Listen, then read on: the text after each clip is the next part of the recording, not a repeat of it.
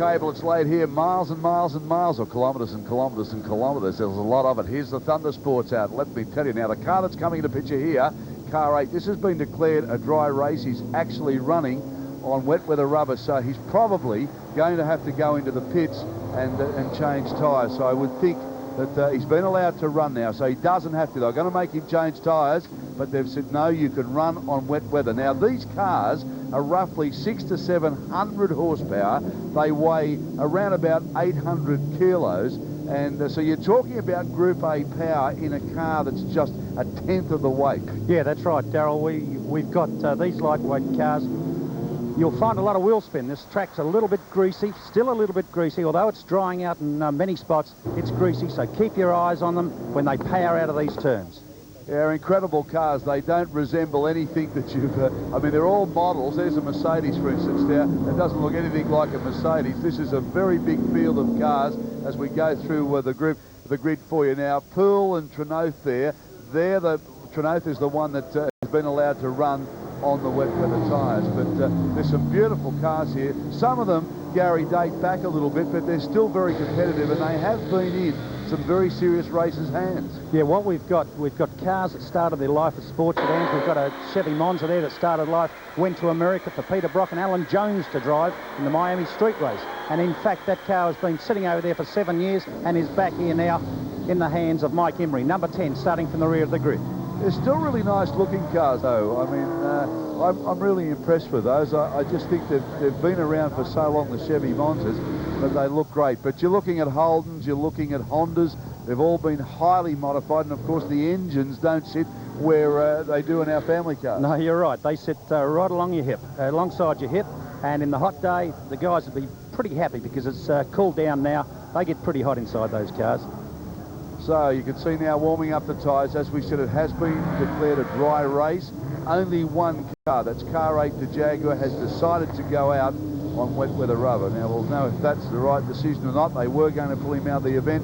They've decided that he can race. But they'll be very spectacular around here, trying to control the horsepower around a circuit like this. Not an easy job.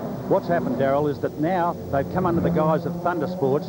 They've been permitted another 2 inches on the width of their tyres. The sports sedans run with 10-inch wide tyres. These guys run with 12-inch wide tyres, similar to the Group A cars.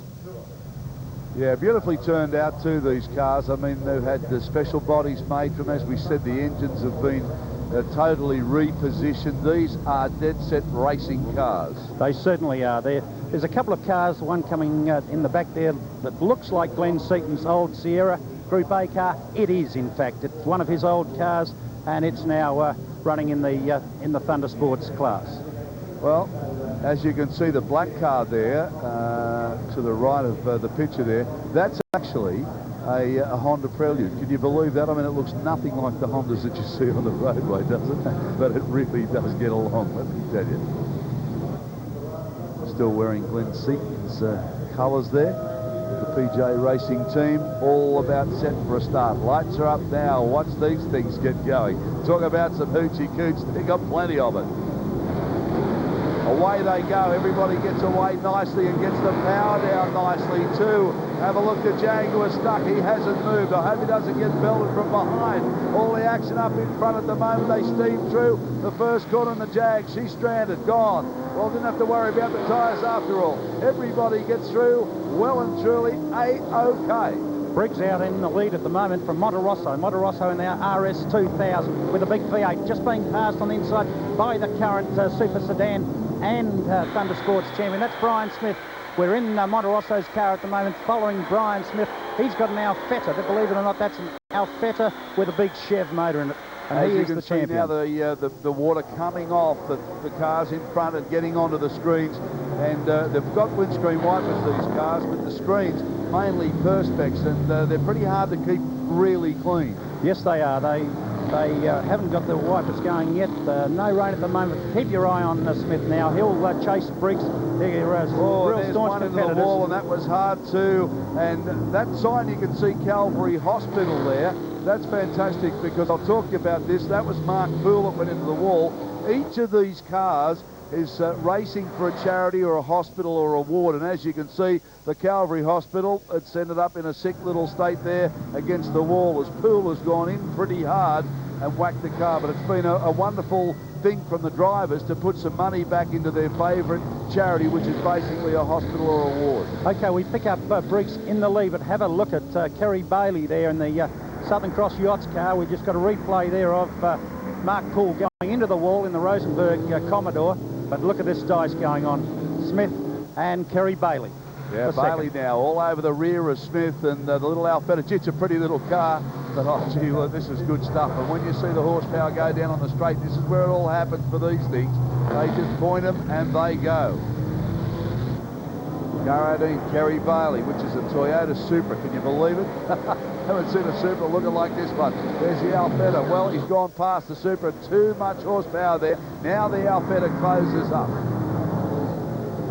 Briggs in the lead. John Briggs, of course, ex-South Australian boy, now living in Queensland.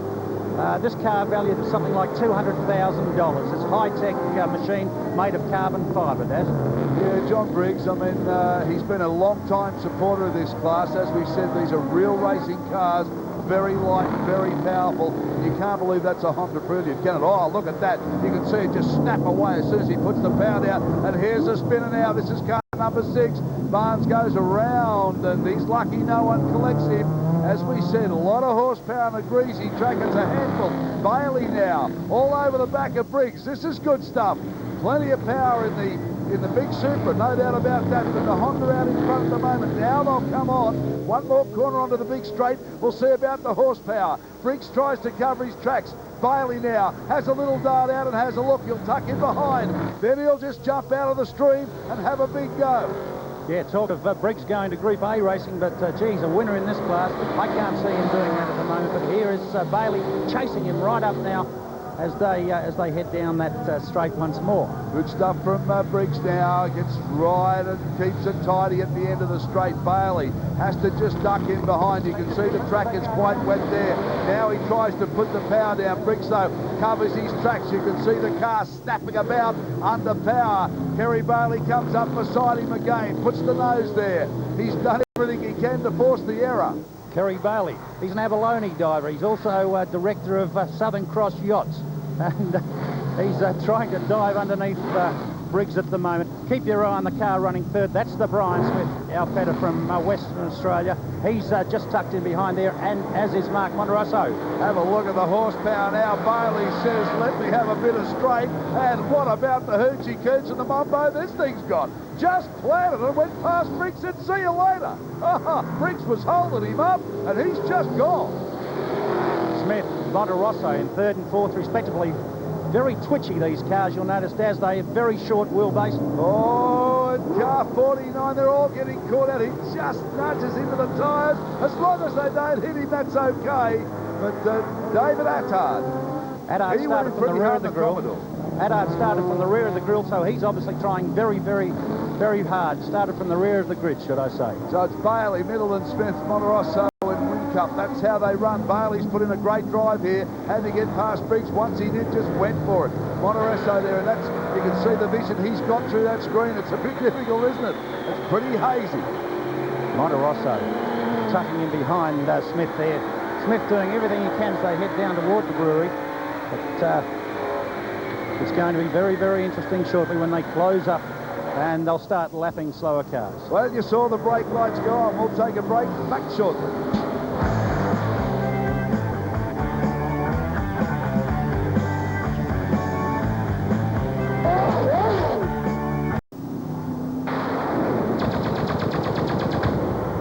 Sports Carlex Challenge on now after 4 laps. It's Kerry Bailey out in front from Smith, Monterosso and Whincup. That's how they're running at the moment, and they're doing a really good job in this circuit. As I said, you can see the hospital strips across the windscreen. They're the charities that they're running for. This has been the real battle, though. Brian Smith in the Alfetta and Mick Monterosso, he's driving the Ford RS2000. Oh, and there's a spinner and just misses a wall, which wasn't too bad. James Phillip in another Honda. The Hondas are in trouble. Yeah, that Honda, the X-Van Zelm car, not as high-tech as the Briggs car, but obviously runs a little bit better, because I think during our break we lost John Briggs. A little bit optimistic with a sunroof. you wouldn't believe it. It's not a good day to have that open. The Alfetta now, you can see the windscreen blades gliding up there. They're just putting them back on again because the rain's starting to fall down. Locks it up. Smith under brakes a little bit. That's okay, though. You'll see a lot of that from these cars. Mick Monterosso trying all he can to get back, but Smith now just takes a little bit more from him on this part of the circuit. You can see how hard he's working, just tippy-toeing the car around. Remember, 600 to 700 horsepower in this. Your family car's got, what, about 120? Yeah, 120, 140. And these things go. They're very twitchy, very short in the wheelbase, very hard to drive. Really nice looking car, the Alfetta. It's a design to me that's never really dated. Yeah, it was built by K&A Engineering here a few years ago. It's been updated by Basil Ricciardello in Western Australia. This car's raced in Malaysia. It's a top motor car. So Smith now in the Alfetta, doing a pretty good job holding Mick Monterosso up. But look at Monterosso, he really gets it a little sideways there as he kicks the power in, and you can see that you just can't do it with these cars. You've got to be so smooth. Well, Mick's talking to Mick earlier. He's talking of lengthening the wheelbase in that car and putting a another one off car 49. Oh, that's a pretty big accident. You can see the fiberglass there comes down. David Attard, he's hit hard, no doubt about that. That's the Commodore, and another one in. Charlie 21, they're going off everywhere. Charlie Sinisi, and that's in a Ford Capri, so he's gone off pretty hard as well. Yeah, Charlie loves his racing, he was telling me earlier, and boy, I don't know whether he likes it at the moment. Well, I guess it had to happen in this class because you can see how wet it is in some parts of the circuit. Yet on the main straight here, it's almost dry. So the drivers have got to really contend with a real wet circuit, then get back onto the dry stuff. You can see Mike Imrie there. That's a pretty car. I really like that looking car. That's number 10. Yeah, that's the Mazda RX-7. Gee, that's a nice car. Yeah, that was actually the Monza that went to America. Chevy Monza, I should say. Yeah, that's the car. That's the car that went with Alan Jones and Peter Brock to race at the Miami Street Race in America, and has just come back to Australia. It's pretty good value, these cars. I mean, they do hang around for a long time, and I know they're constantly upgraded and that sort of thing, but you know, you can get some good value out of it. Look at Monterosso here as he comes down under brakes again. Yeah, Monterosso, as I was saying before, is talking of putting a Ford Probe body on there, lengthening the wheelbase a little bit, and hoping that the car will handle. Actually, the car was his brother's. He had a Commodore. He's bought the car now, and he's doing very, very well in it.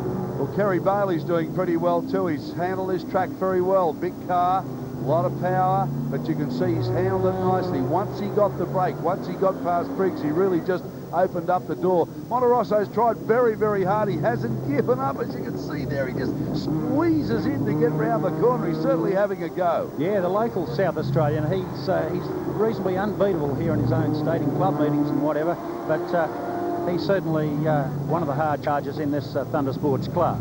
8.5 seconds the lead now. It's pretty handy under these conditions. With the rain coming down, the circuit is going to get a lot more slippery, but you can see he's got to contend with the traffic.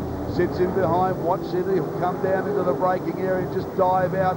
This is that car 10 we talked about, which is Imrie's car. It's got quite a history, and I still think, you know, they're still an attractive looking shape, aren't they? Yeah, they certainly are, the Monza, and of course that's part of this, the enjoyment of this particular class. They're going to be trying to bring cars from America, from New Zealand and from Malaysia, and what they're talking about is sending our cars back over to America, which is going to be pretty interesting. Well, the public love them because they really do get sideways and they make the best noises you've ever heard in your life. They are aptly named Thunder Sports. Mick Monterosso's trying everything he can to bridge the gap between Kerry Bailey. The thing is just diving all over the circuit. He's got it understeering, oversteering. He's just fighting to keep it on the track. That's this short wheelbase. There's something like a 96, 97-inch wheelbase compared with your Commodore of 105, 106 or 107, something like that with the Falcons.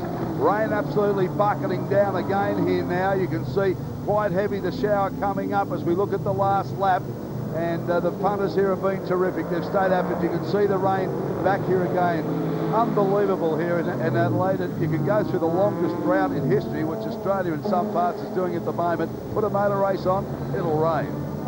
But it's been really exciting racing today, and everybody, I must say, has done a terrific job on a circuit that's pretty daunting. Look at Monterosso now. He gets up on the inside. This is good stuff.